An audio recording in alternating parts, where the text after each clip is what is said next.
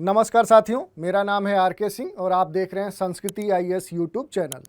आज हम जिस मुद्दे की चर्चा अपने इस सेशन में करने वाले हैं वो मुद्दा चुनाव से जुड़ता है और जो मुद्दा है वो है चुनावी जमानत राशि। क्योंकि हाल ही में क्या है कि इसी से संबंधित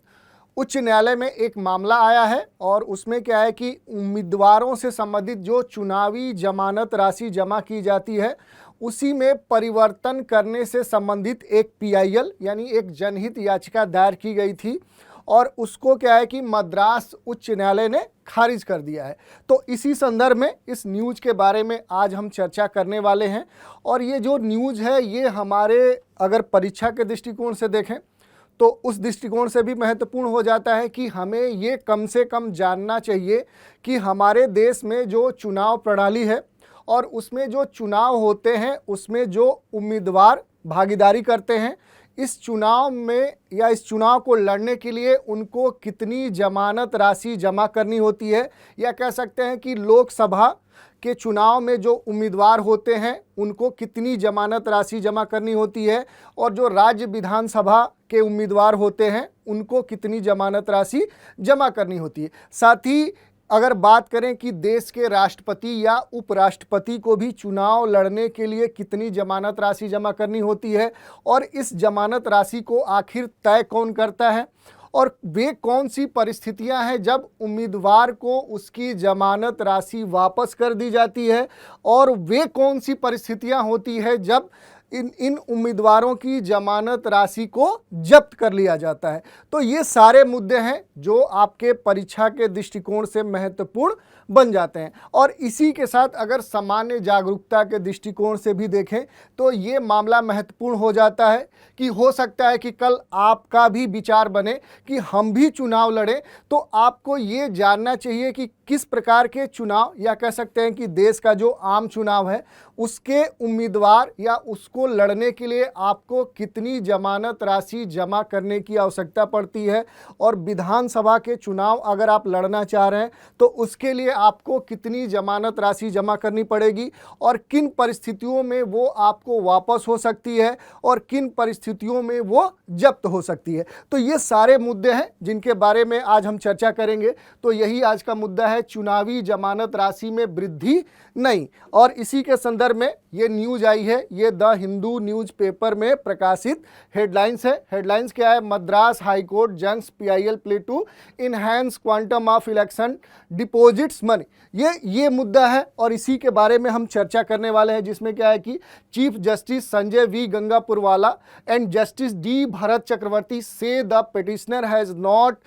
challenge the statutory provision which had fixed 25,000 for general election and 10,000 for assembly election। या ये पूरा मामला है जिसमें ये कहा गया है कि मद्रास हाई कोर्ट ने चुनावी जमानत राशि को बढ़ाने की जो जनहित याचिका थी उसको क्या कर दिया है? खारिज कर दिया है। और इसी में क्या है कि जो चीफ जस्टिस यानी जो मुख्य न्यायाधीश संजय वी गंगापुरवाला हैं और जो न्यायमूर्ति क्या है कि जस्टिस डी भरत चक्रवर्ती हैं, इन दोनों ने कहा कि जो याचिकाकर्ता ने उस वैधानिक प्रावधान को चुनौती नहीं दी है जिसमें ये कहा गया है कि आम चुनाव के लिए 25,000 की जमानत राशि और जो विधानसभा है उसके लिए 10,000 की जमानत राशि तय की गई है। तो ये पूरा मामला है और ये आपके जीएस के पेपर 2 के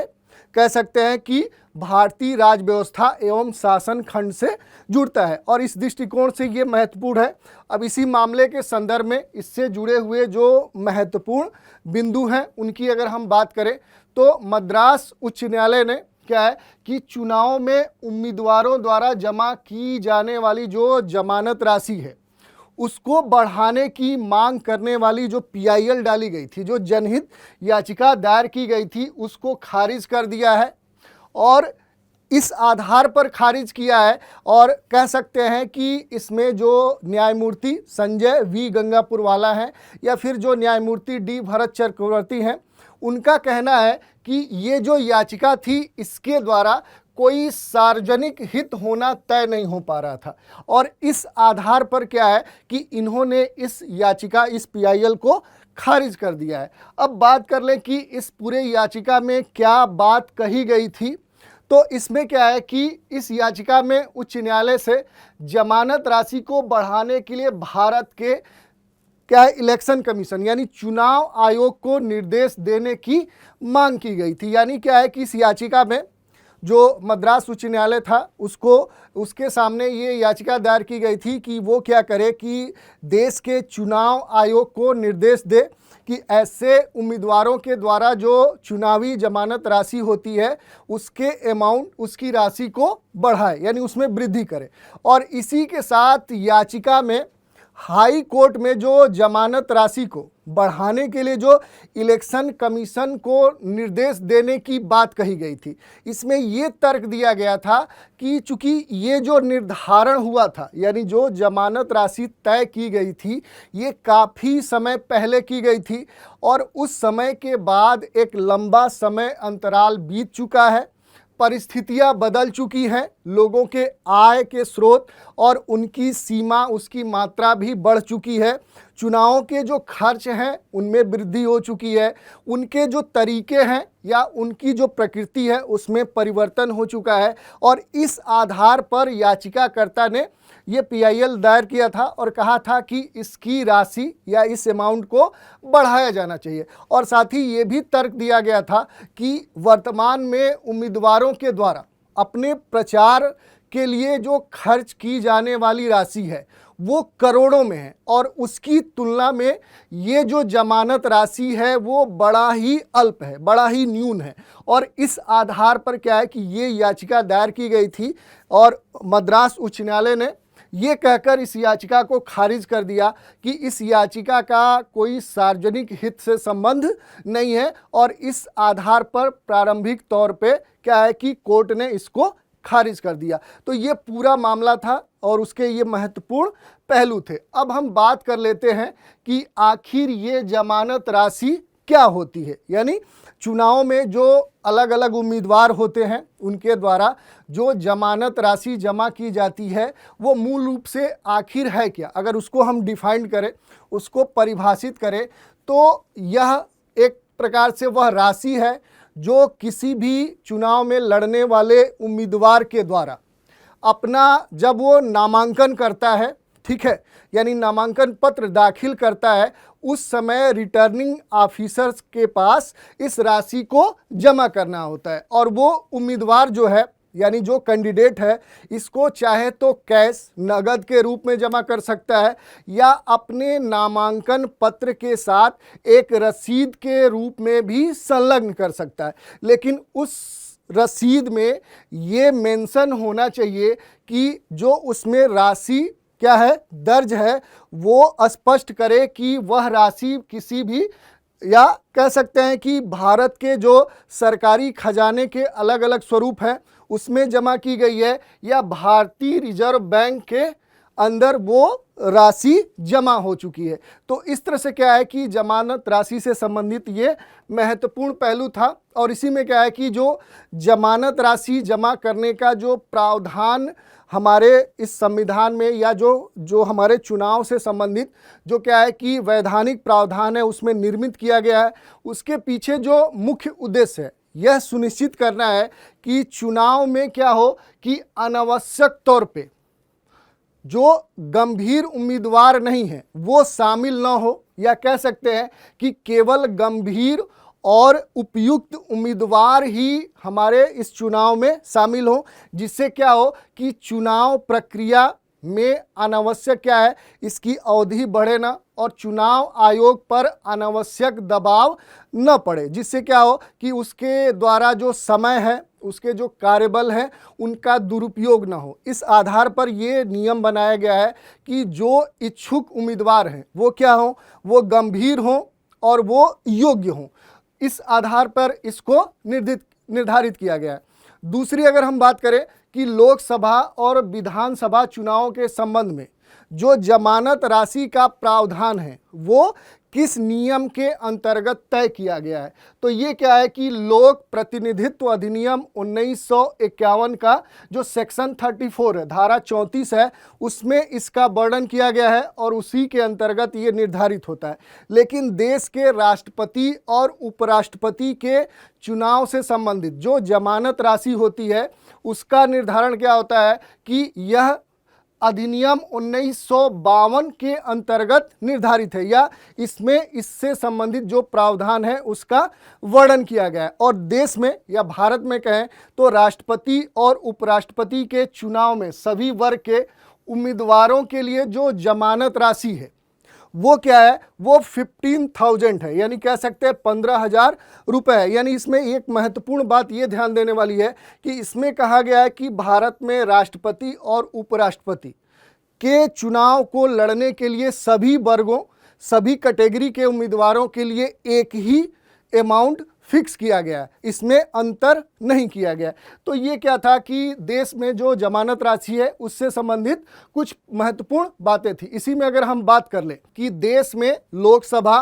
विधानसभा और इसी के साथ राष्ट्रपति और उपराष्ट्रपति के चुनाव को लड़ने से संबंधित जो उम्मीदवार हैं उनके जमानत राशि जमा करने का प्रावधान कहाँ दिया गया है, और साथ ही देश में राष्ट्रपति और उपराष्ट्रपति के चुनाव लड़ने के लिए देश में जितने भी वर्ग हैं, जितने भी कैटेगरी हैं, उनके उम्मीदवारों के द्वारा कितनी जमानत राशि जमा करने का प्रावधान किया गया है। और इसमें हमने देखा कि सभी वर्ग के लिए एक ही अमाउंट जमा करने का प्रावधान किया गया है। और इसी के साथ अगर हम बात कर लें कि जो जमानत राशि है, यानी भारत में जो मुख्य रूप से आम जो चुनाव होते हैं जिसको हम लोकसभा का चुनाव कहते हैं, और दूसरा जो राज्यों में विधानसभा चुनाव होते हैं, उसमें जो उम्मीदवार होते हैं उनको कितनी चुनावी जमानत राशि जमा करनी होती है, उस अमाउंट की बात करें तो सामान्य कैटेगरी या सामान्य जो वर्ग है उस उम्मीदवारों के लिए जो जमानत राशि है वो विधानसभा में 10,000 रुपये होती है, जबकि लोकसभा में ये अमाउंट 25,000 होता है। लेकिन इसमें एक मुख्य प्रावधान या अंतर है कि अगर SC ST का कैंडिडेट है तो उन उम्मीदवारों को क्या है कि सामान्य वर्ग के उम्मीदवारों की जो जमानत राशि है उसकी आधी जमानत राशि जमा करने का प्रावधान निर्मित किया गया है। यानी विधानसभा में SC ST के जो उम्मीदवार होते हैं उनको केवल 5,000 रुपये जमानत राशि जमा करनी होती है, और वहीं लोकसभा के चुनाव में SC ST के जो उम्मीदवार होते हैं उनको क्या है कि 12,500 रुपये जमा करना होता है। तो ये हमने देख लिया कि जो लोकसभा और राज्य विधानसभाओं के चुनाव में जो उम्मीदवार होते हैं उनको क्या है कि कितनी जमानत राशि रिटर्निंग ऑफिसर के पास जमा करनी होती है। अब बात कर लें कि वे कौन सी परिस्थितियां हैं जब किसी भी उम्मीदवार की जो जमानत राशि है या चुनावी जमानत राशि है वो कब जब्त हो जाती है, यानी उसको वापस नहीं मिलती है। तो देखिए इसमें मुख्य रूप से क्या है कि जब कोई भी उम्मीदवार उस सीट पर पड़े कुल वोटों का 1/6 भाग हासिल नहीं कर पाता है तो उस परिस्थिति में उसकी जो चुनावी जमानत राशि है वो जब्त कर ली जाती है। दूसरी अगर बात करें तो जब एक से अधिक सदस्यों के चुनाव के मामले हो, या कह सकते हैं यानी राज्यसभा के चुनाव का मामला हो, तो उसमें 1/6 मतों की गणना कुल वैध मतों को निर्वाचित होने वाले सदस्यों की संख्या से क्या है कि विभाजित करने के बाद की जाती है। तो इस तरह से ये दो महत्वपूर्ण प्रावधान है जिसको आपको जानना चाहिए। ये आपके परीक्षा के दृष्टिकोण से अत्यंत महत्वपूर्ण हो सकता है। इसी के साथ अगर हम बात कर लें कि तब वे कौन सी परिस्थितियां हैं जब कोई भी उम्मीदवार अपनी चुनावी जमानत राशि प्राप्त कर लेता है, यानी कि उसकी जो जमानत राशि है वो जब्त नहीं हो जाती है, उसको वापस कर दी जाती है। तो इसमें जो पहला इसके लिए जो दिया गया है तर्क वो है कि जब किसी भी उम्मीदवार को उसके कुल वैध मतों का 1/6 से ज़्यादा उसको मत प्राप्त हो जाए तो उस स्थिति में क्या है कि उस उम्मीदवार को उसकी चुनावी जमानत राशि वापस कर दी जाती है। दूसरी अगर हम बात करें तो चुनाव में जीतने वाले उम्मीदवारों को भी जमानत राशि वापस कर दी जाती है, चाहे उसे 1/6 से कम वोट मिलो। यानी कहने का मतलब कि इसमें ये प्रावधान नहीं है कि इतने से ज़्यादा मत प्राप्त होने चाहिए। अगर वो उम्मीदवार उस चुनाव में जीत हासिल करता है तब भी क्या होगा कि 1/6 से कम वोट मिलने के बाद भी उसकी जमानत राशि उसे वापस कर दी जाती है। अगला जो इसके लिए तर्क रखा गया वो है कि किसी भी उम्मीदवार का अगर नामांकन रद्द होता है, ठीक है, और या फिर क्या है कि वो नामांकन वापस लेने की स्थिति में भी उसकी जमानत राशि उसको वापस हो जाती है। या ये भी एक प्रमुख इसमें आधार है कि अगर वोटिंग मतदान शुरू होने से पहले अगर किसी भी उम्मीदवार की डेथ हो जाती है, मृत्यु हो जाती है, तो उस उम्मीदवार की जो जमानत राशि है उस परिस्थिति में उसको वापस प्राप्त हो जाती है। तो ये कुछ प्रमुख आधार थे जब किसी भी उम्मीदवार को उसके चुनाव में जो जमानत राशि होती है वो वापस मिल जाती है। तो इसी के साथ क्या है कि हमने आज बात कर ली कि किसी भी चुनाव में जो चुनावी जमानत राशि जमा की जाती है, जिसके संबंध में मद्रास उच्च न्यायालय में एक PIL एक जनहित याचिका दायर की गई थी और ये मांग की गई थी कि इस जमानत राशि में अब वृद्धि करना चाहिए, जिसको क्या है कि मद्रास उच्च न्यायालय ने खारिज कर दिया है, ये कहते हुए कि इस जनहित याचिका का संबंध किसी भी सार्वजनिक हित से नहीं है। और इसी के संदर्भ में हमने आज इसके विभिन्न पहलुओं पर चर्चा की और इसी पर एक हम प्रश्न ले लेते हैं। प्रश्न वस्तुनिष्ठ है, ऑब्जेक्टिव नेचर का है। प्रश्न क्या है कि लोकसभा और विधानसभा चुनाव के समय जमा की जाने वाली जमानत राशि के संदर्भ में निम्नलिखित कथनों पर विचार कीजिए। पहला कथन है कि जब कोई उम्मीदवार उस सीट पर पड़े कुल वोटों का 1/6 भाग हासिल नहीं कर पाता है तो उसकी जमानत राशि जब्त हो जाती है। दूसरा कथन है किसी भी उम्मीदवार का नामांकन रद्द होने या फिर नामांकन वापस लेने की स्थिति में भी उसकी जमानत राशि वापस नहीं होती है। और तीसरा कथन है कि वोटिंग शुरू होने से पहले अगर किसी भी उम्मीदवार की मृत्यु हो जाती है तो उसकी जमानत राशि वापस कर दी जाती है। ये स्टेटमेंट दिए गए हैं, इसी के आधार पर कहा जा रहा है कि उपर्युक्त कथनों में से कौन सा से कथन सही है। और विकल्प दिया जा रहा है केवल एक कथन बी विकल्प है, केवल 2 और 3 कथन सी विकल्प है, 1 और 3 कथन और डी विकल्प है 1, 2 और 3 कथन। तो इस तरह से क्या है कि आज के चर्चा पर ये प्रश्न था। आप इस प्रश्न को समझने का और इसी पर क्या है कि आप मुख्य परीक्षा के प्रश्न भी लिख सकते हैं, तो आप प्रैक्टिस कर सकते हैं। तो आज हमने इस सेशन में जो चुनावी जमानत राशि है उसके संदर्भ में जो एक PIL दाखिल किया गया था और उसी पर जो उच्च न्यायालय का फैसला आया था उसके संदर्भ में जो आपके परीक्षा के दृष्टिकोण से जो महत्वपूर्ण पहलू हो सकते हैं उनकी चर्चा की।